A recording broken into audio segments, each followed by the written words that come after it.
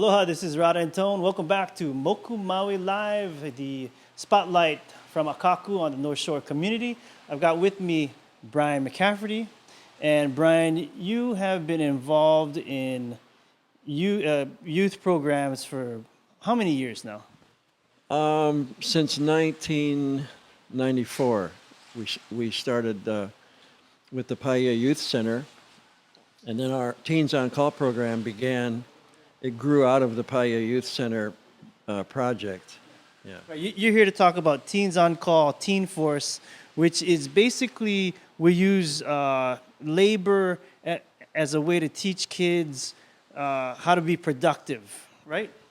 Correct. Hands-on. It's what we call project-based learning. We have projects every day. It might be doing yard work. It might be we have a taro farm. It might be working in the taro. But all sorts of projects. We have a large recycling program.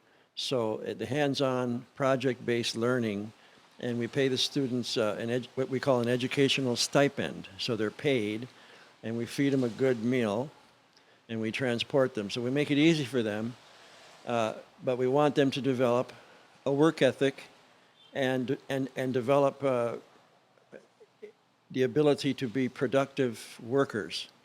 And so this all started at the Paia Youth Center. I imagine it just started with having the kids do work around the youth center.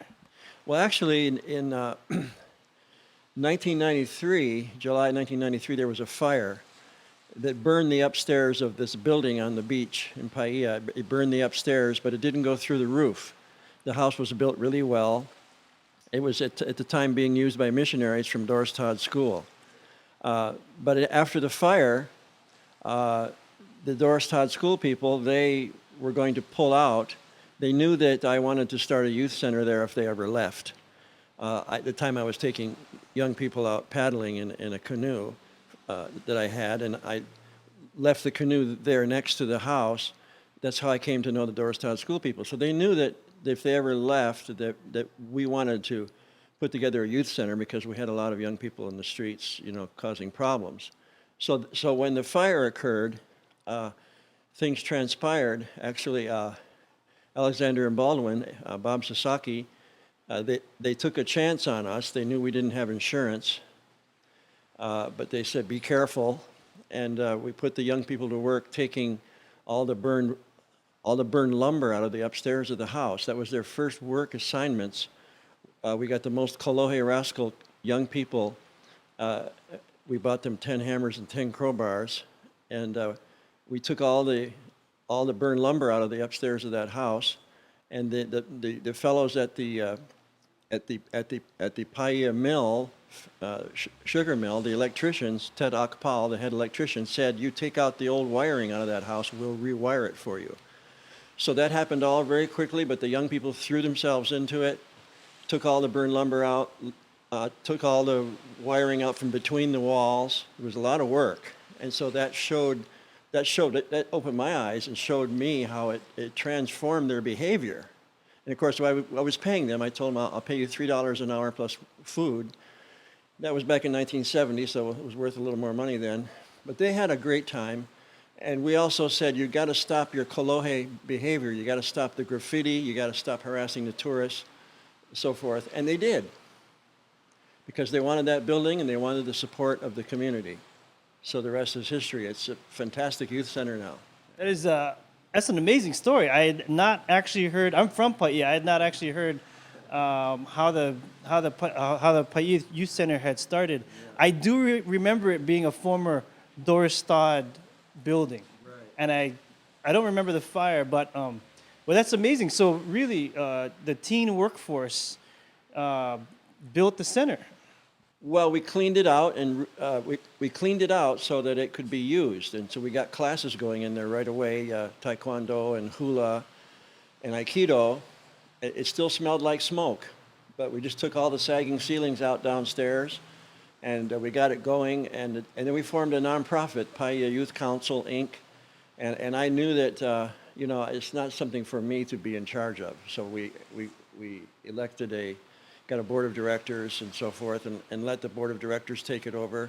Susan White became the executive director, and she still is. She does a great job raising money and operating the place. So our role was to get the thing up and running, and then we discovered how it transformed the behavior of the young people to be doing something and learning some work skills. And so Teens on Call was born from that experience.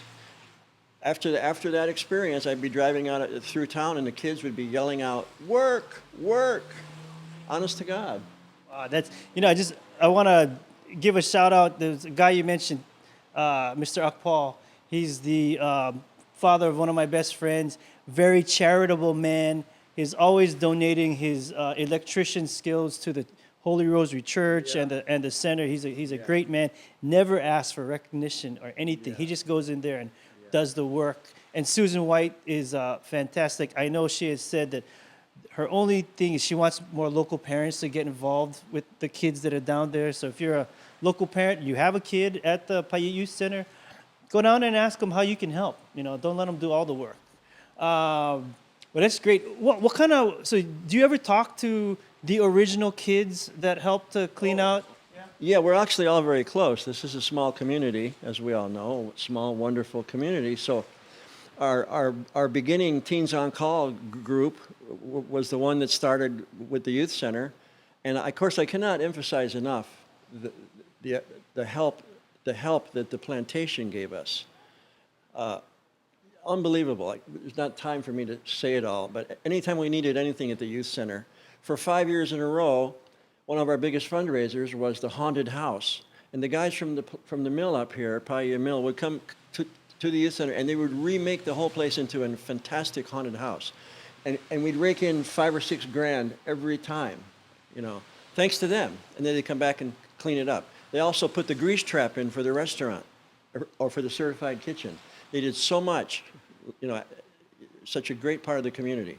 It's important that stories like that come out, especially with the plantations saying, the HCNS saying they're going to stop sugar operations. Yeah, they didn't just harvest sugar. I mean, they were part of the community. They're community partners big time.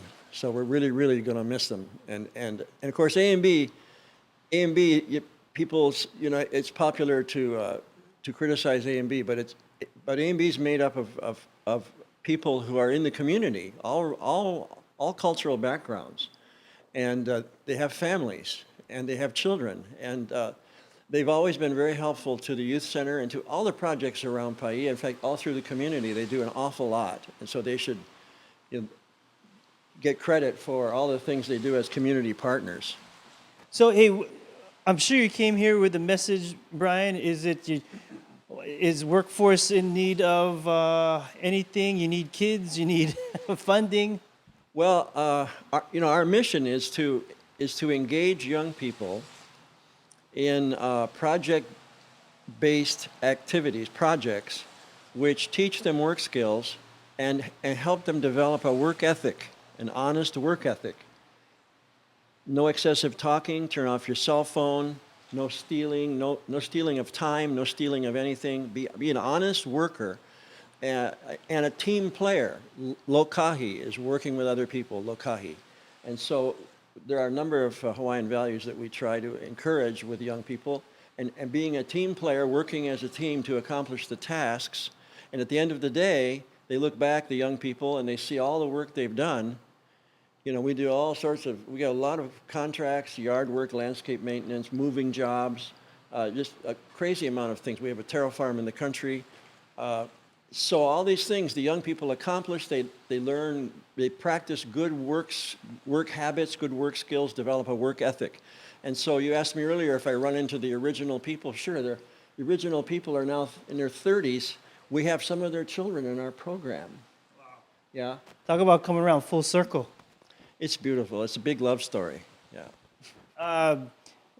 That is great. That is a great story about the Paiute Youth Center. I can't believe I never heard that before. Anything else you want to get out there? I mean, we got 1 more minute. Just want to thank the County of Maui, everyone in the county that we work with. We perform certain contract functions, landscape maintenance, emptying rubbish and all kinds of dirty work nobody else wants to do. But the county gives us some contracts and opportunities. So the educational stipends go to the young people. So the county's always been very supportive of our program. Just wanted to let you know I work for the county. I did not ask him to say that. Ryan, it's been a pleasure. Thank you so much. Thank you. And thank you for doing what you do for the community. Brian McCafferty, been working with kids on Maui since 1994. Good man. Thank you very much. Glad you guys came over. This was a great story about Paia. Moku Maui Live, and we will see you next week. Aloha.